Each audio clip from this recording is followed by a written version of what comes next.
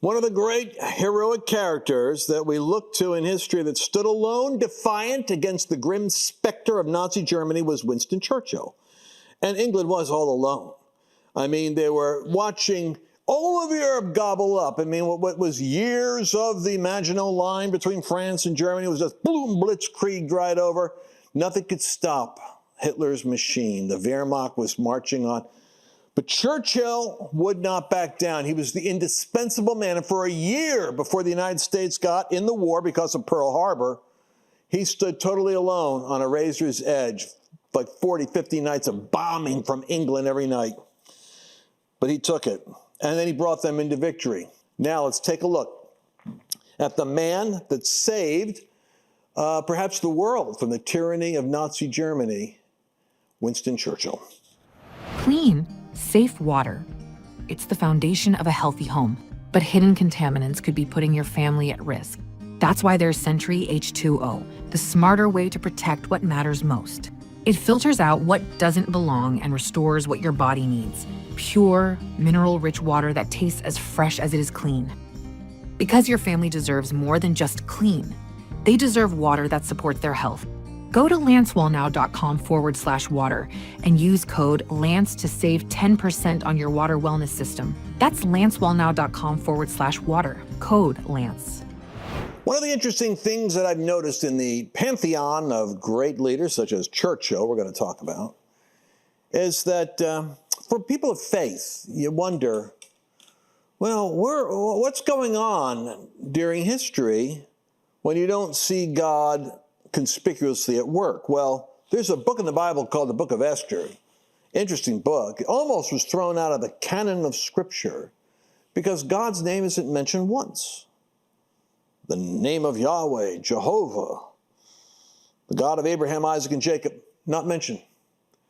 But years after the wise scholars that included it in the canon of Scripture, years later, they started utilizing some techniques with looking at the analysis of the Hebrew documents that form the book of Esther, and they found that hidden within the first letters, as often happens in certain Bible, like Psalm 119 in the Bible, that there are words that spell something out, and they found the name of God, Yahweh, written, hidden in the code of the book, and front and backwards, different parts of the book revealed God's name, communicated. God, in providence, God moves.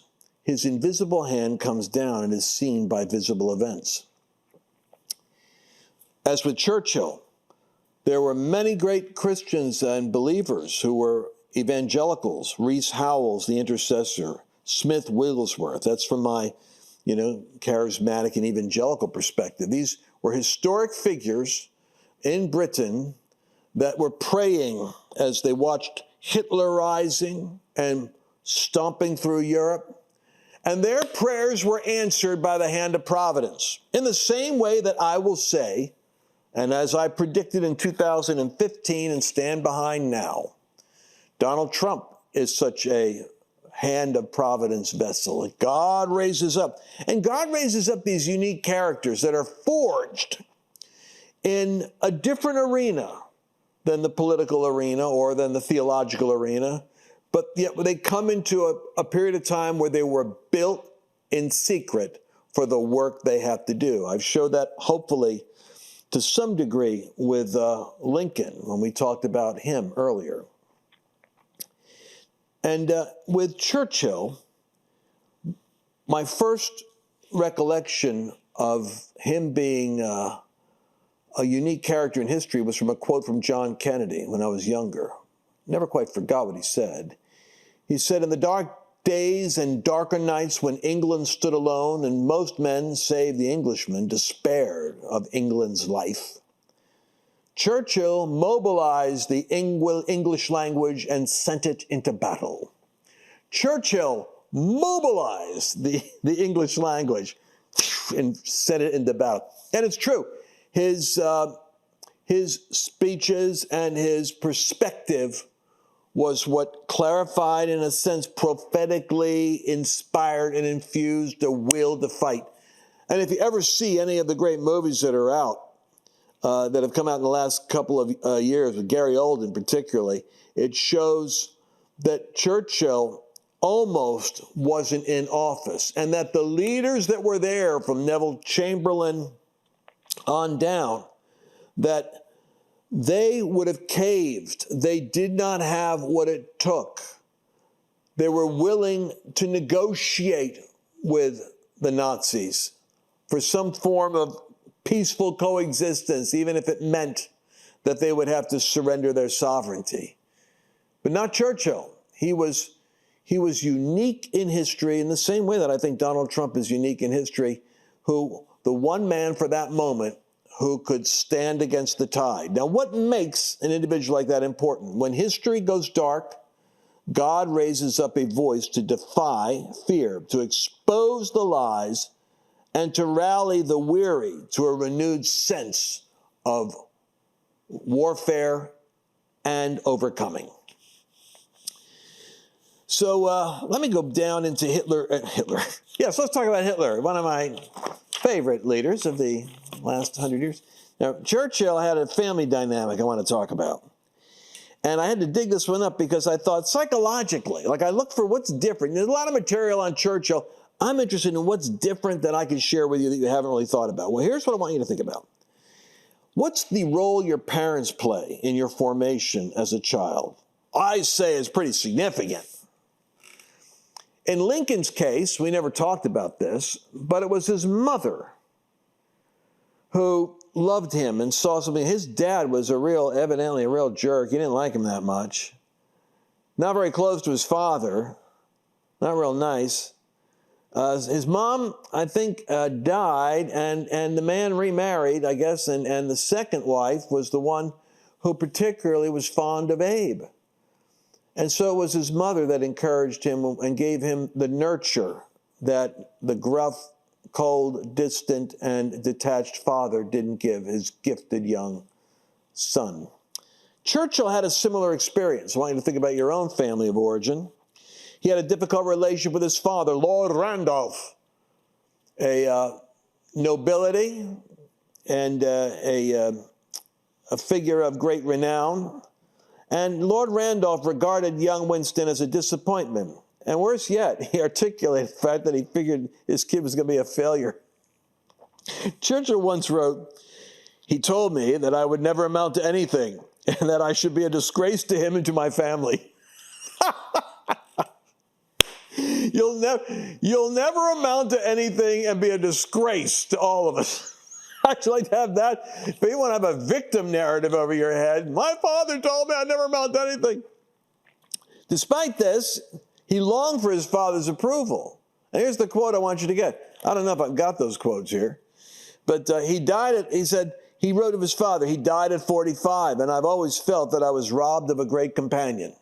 His father died at 45, and guess what? He never saw his son step into what he could ultimately be proud of. Kind of a tragedy, isn't it? In contrast, his mother, Jenny, who was American and quite an attractive lady at that, believed deeply in young Winston's potential, and she poured confidence into him at a young age. "Oh, Winston, you're so gifted. Winston, you're so smart. Winston, you're so funny. She shone for me like the evening star," he wrote. "I loved her beauty. I loved her dearly. But I did it at a distance. She was like a fairy princess, a radiant being possessed of limitless riches and power. Kind of idolized Mommy, and Mommy thought he was great. But I guess back then they kind of sent you away to Edinburgh and all the schools and the prep schools and all that stuff. So you didn't really have a chance to have those family vacations where you all get to know each other like we do in America. But her encouragement shaped the boldness and persistence that ended up defining his public persona. The point being, and I'm laboring to make it, is you don't need anyone's approval to succeed. But it's helpful to have just one voice that believes enough in you to light your fire. Typically, if it isn't a mom, it's a dad. If it's not a dad, it's a mom. If it's not that, it's a sibling, it's a brother or sister. If it's not that, teachers are the great vehicle that can speak to a child's potential. So, like Lincoln, Churchill dealt with depression. He called it the black dog.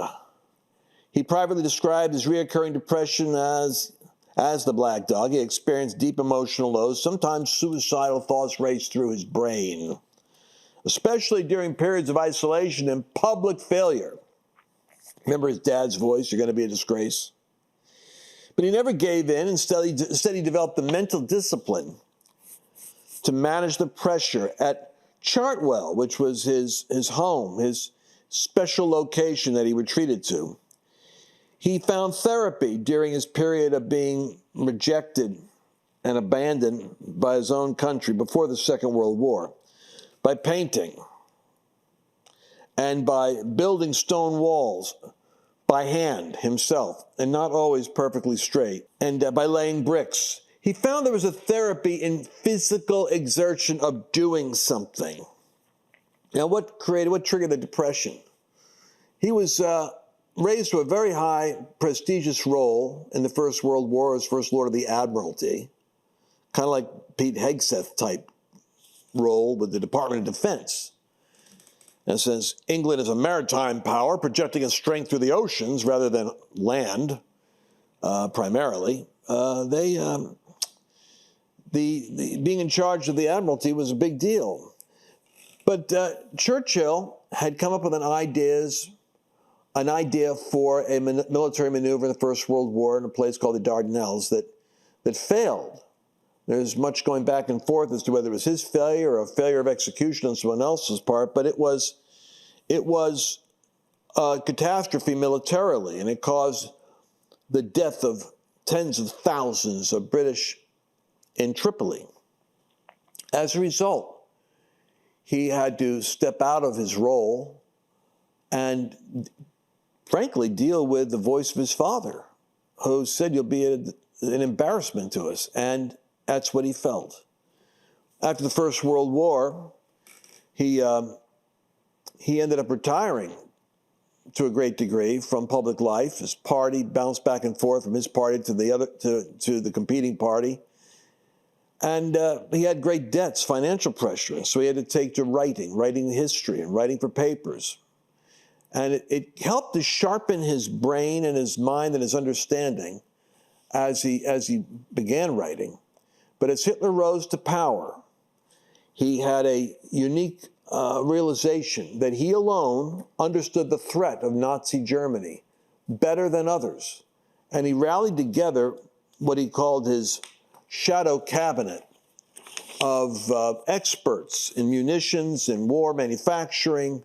And they engaged in a kind of spying statecraft. They were like a wholesome deep state.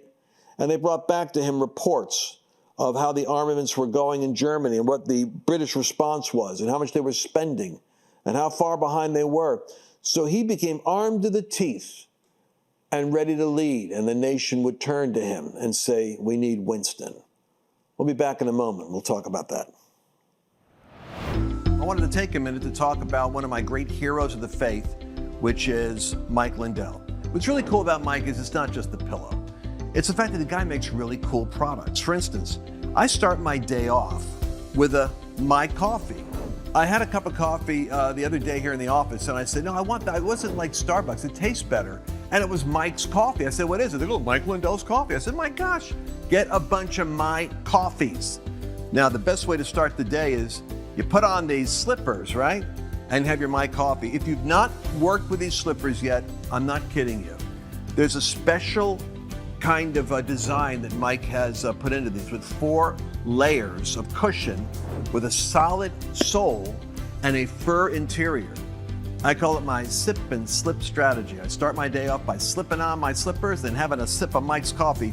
But you know what else I'm curious about now? Because I've got to check out the 2.0 pillow. The 2.0 pillow actually is designed so that it distributes the heat of your own head, your face. You know, you're lying there, and it it makes it so the pillow's always cool. Now, I like that because I wake up in the middle of the night and have to flip over my pillow because it gets hot. Mites solve that problem. I want you to go to mypillow.com, promo code Lance, because you can get a discount that I've set up for the pillows, for the coffee, and for the slippers. And do it today. You'll be happy. Well, his enemies, Halifax, Neville Chamberlain, the lords of the Admiralty, all of them knew that in the desperation of watching Hitler's blitzkrieg roll across Europe in 1940, they needed Churchill because he was the one who had predicted what was coming. And so they turned to him. And here he was. And he began in a grim moment because, you know, he had to endure the fact that they had no military preparation to face their opposition. But I'll tell you some quotes of quotes of Churchill that prepared him to deal with Hitler. In fact, I want to say something. What's interesting to me is that Adolf Hitler would refer to Churchill, who was out of power, out of office, over at Chartwell, kind of on the backside of the desert, like, you know, John the Baptist waiting for the time of his showing unto Israel. And Hitler didn't talk about Halifax, and Hitler didn't talk about Chamberlain. Hitler didn't talk about King George. Hitler had this demonic sense that his real enemy was Winston Churchill. It's like the demons in him knew Churchill. He was right. Churchill's great quote was, okay, if you're going through hell, just keep going. Last thing you want to do is stop halfway through hell. Now watch the quotes here, because they reveal a lot of the man. The man is a quotable man. To each of us, there comes a time in their life, a special moment when they are tapped on the shoulder and offered the chance to do a very special thing. What a tragedy if that moment finds them unprepared. Man, think about that. I want you to think about that. I want you to think about what incentivizes you. There's a concept in martial arts and in various sciences that's called the plateau. See, a lot of people love a breakthrough, a high, but then they don't like the plateau. But you see, it's the plateau where you keep practicing certain moves and certain disciplines over and over again. It's kind of like in the Karate Kid, wax on, wax off. Daniel, you know, he had to learn that even this mundane repetition on the plateau, practicing certain things, when it came time for combat, boop, boop, boop, it suddenly became muscle memory. The plateau is, frankly, your prayer life, your reading scriptures, this is what I mean as a Christian. I think about this, to do what I do here. Many times, like on a day like this, I literally have to go into the granary of hours that I've spent in reading history or studying something, and boom, bring it out because I have deadlines and I don't have the time to now go do preparation. I have to be prepared and draw out of the well what's already in there. So what Churchill's saying is, what a tragedy if the moment finds you, and because you weren't stimulated by the moment, you miss your moment of preparation. But that whole thing about preparation matches another thing, which is, I really do believe that there's a sense of destiny, a sense of purpose. You got a prophetic call in your life, whether you know what it is or not, it's there. You can ask God to reveal it to you. But this is a great quote from Churchill. I felt all my past life has been but a preparation for this hour and for this trial. What a great quote. This guy's not even an evangelical, and he's got more faith for history working out in his life. He's saying, everything I've gone through, it was the First World War, it was my turn. I didn't even give you the guy's history in Africa in the Boers War, and when he was a prisoner, and he was a journalist, and he broke out and escaped and came back as a kind of a celebrity journalist, and talking about his experience in the Boer War and his battles. I mean, he was a bit like Teddy Roosevelt, you know, with his sense of aggressive, masculine drive and wanting to be where the action is and do something historic and significant and risk his life. And well, he said all of that was a preparation, including the Depression including the failure at the Dardanelles, including dealing with, his obscurity. It prepared me for this trial. Those are great quotes. And that's where we go to, I'll fight. I'm going to fight. It's like Donald Trump. Fight, fight, fight. I'm going to fight them on the land. I'm going to fight them on the beach. We're not giving up. We're not giving in. The other guys didn't have that attitude. Halifax didn't have it. Lord knows Neville Chamberlain, peace in our time, didn't have it. So, though not overtly evangelical, he had a sense of destiny. In fact, one of the quotes I wish I had prepared here, but I didn't give us, maybe we'll bring it up or in post. When he saw the Second World War forming, he met with Roosevelt, and he framed, almost as a theologian, the conflict of Germany versus the rest of the world, Nazism versus Western civilization. And what he said was, upon this battle depends the survival of Christian civilization. And then with the kind of prescient prophetic gift that a leader like that has, he almost spoke to AI right now. What's coming next? I mean, I shudder when I think of what happens as an amoral or a technocratic state takes over the power to control all speech, all image, all communication, and then monitor you in the process. Because he said this haunting phrase, the real threat of Nazi ideology, of fascist dictatorship, is made all the more menacing by the lights of perversions of science, perverted science, or technology in the hands of a terror state, controlling what you think and say and do. Whew. He believed England had a moral destiny to stand against tyranny. And that's why, boy, you would have a Christian nationalist meltdown, panic attack, Tourette's assault, if you were to be with Churchill today. Because you know what he wanted to have played when he met on the Missouri with Franklin Roosevelt in order to discuss their plans for partnership against the Nazis? He insisted that they play "Onward, Christian soldiers, marching as to war with the cross of Jesus." He insisted that they have "Onward, Christian soldiers." He understood in his own way, under the Anglican influence of his faith, that there was an ultimate moral issue and a spiritual battle that was being fought against the sinister forces of Hitler and Nazism. So let me, in the few minutes we have, I've got to give you the human side of Churchill.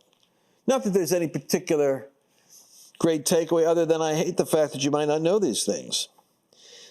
The devil did try to kill him. He was in New York, after meeting with FDR and forming their alliance and speaking to Congress and bringing the Americans up to date on the moral crusade and the toughness of what they were able to do and the hope for what they could accomplish together against Japan, Germany, and Italy. And because they drive on a different part of the street over there in England, he gets out in New York and gets run over by a cab, almost killed. While he's in Washington, he goes to New York in 1931 to get hit by a car. The great quote is, "It's well known that a New York taxi driver has the right of way over everybody, and except for a truck." And so he was run over. In a great moment in the White House, meeting with FDR, and Roosevelt loved Churchill because Roosevelt himself was a bit of a bon vivant. He loved a bit of repartee. He was a cocktail guy and a conversationalist. And, well, Winston would regale him. And the two of these guys be drinking and talking late at night, and kind of developed a kind of a friendship between the two of them, which was very helpful because they had a relationship that backed up the war. But Roosevelt, who of course was invalid, he wheeled up to Churchill's door and kind of like knocked on it, and Churchill didn't hear him. He just kind of opened it and wheeled himself in, and Churchill was in the bathtub. And so Churchill stands up, dripping wet, fully naked, and says to Franklin Roosevelt, "The Prime Minister of Great Britain has nothing to hide from the President of the United States." Of course, this was met by gales of laughter and stories that would be told over and over again, as Franklin couldn't wait to say, "Then I go into Churchill, and there is butt naked in the bathtub," and stands up. But these stories you might as well know.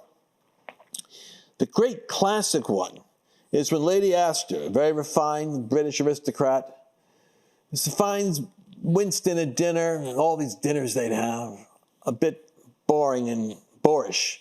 And she said, "If you were my husband, I'd poison your tea." To which Churchill replied, "Madam, if I was your husband, I'd actually drink it."